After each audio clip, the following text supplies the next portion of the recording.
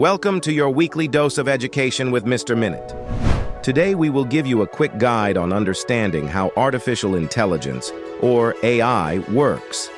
At its core, AI is a machine or a computer program that can think, learn, and act like a human.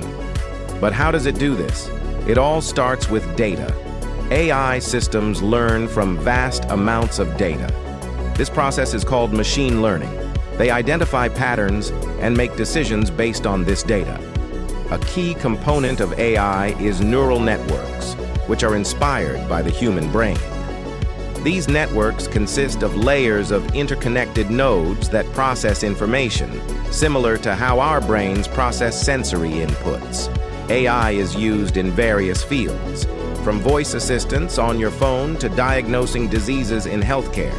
It's revolutionizing industries by automating tasks and providing insights from data analysis. As AI becomes more advanced, ethical considerations are crucial.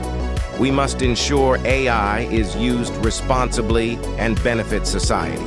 The future of AI is exciting and full of potential. Thank you for watching. For more about AI and technology, subscribe to our channel.